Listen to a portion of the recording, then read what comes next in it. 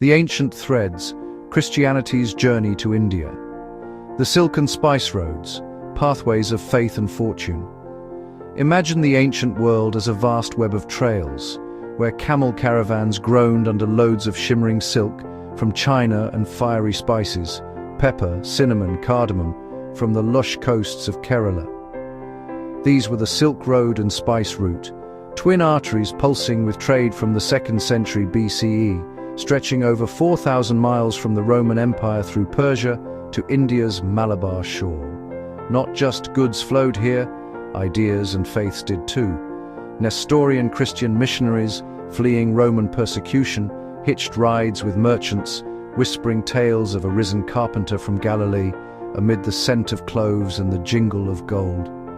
By the 4th century, these routes had woven Christianity into the fabric of Eastern trade, turning spice ports like Muziris into quiet crossroads of conversion. It was along these salty sea lanes that the gospel first lapped at India's shores, carried not by conquerors, but by traders seeking both profit and paradise. The legend of the doubter who believed enter Thomas, the apostle once mocked as Didymus the twin for his skepticism. The man who demanded to touch the wounds of the crucified Christ before crying out, "My Lord and my God." But doubt fueled his fire.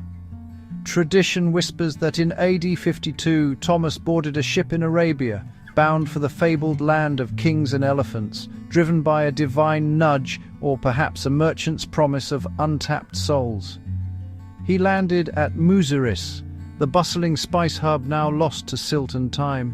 There, amid Brahmin scholars and Jewish traders already settled for centuries, Thomas worked miracles, healing the sick, raising the dead, even taming wild peacocks said to guard temple treasures. He converted highborn families, including a princess and her kin, and erected 7 simple churches, humble thatched roofs on reed mats, from Kodungala to Kollam, seeding communities that would endure like ancient banyan roots. For 2 decades he preached a gospel of love amid Hindu rituals and monsoon rains, blending Aramaic prayers with Malayalam songs.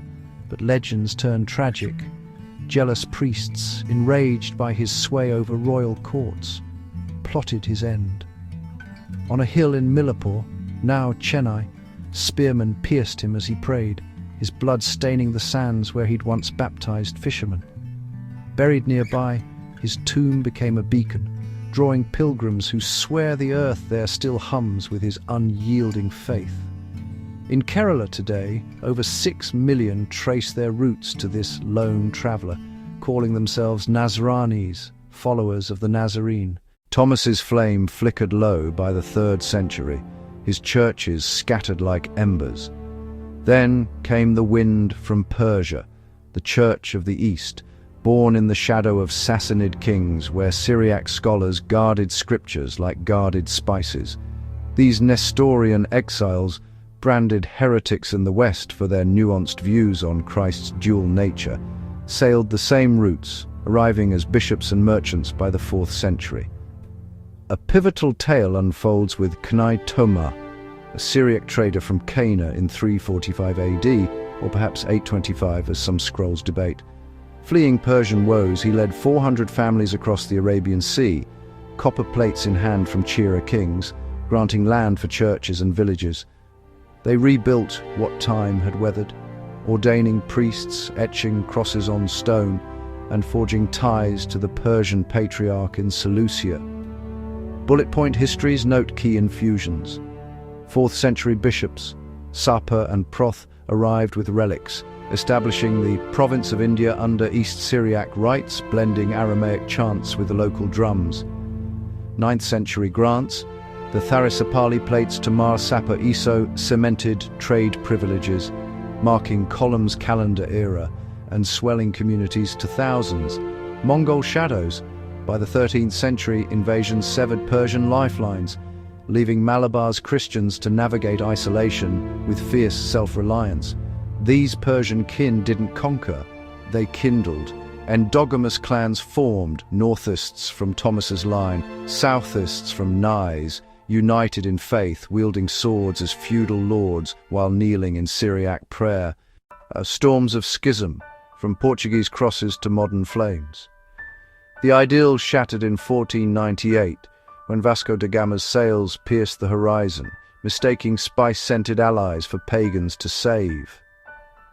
Portuguese Jesuits, armed with Rome's Padroado, flooded in, Latinizing rites and torching Syriac books at the 1599 Synod of Diamper, a forced wedding that choked local customs like caste privileges and untouchability vows. Rebellion brewed. In 1653 at Coonan Cross in Alangad, 20,000 Nasranis tied ropes to a granite cross, swearing oaths against Jesuit yoke. "We will not obey the Portuguese priests."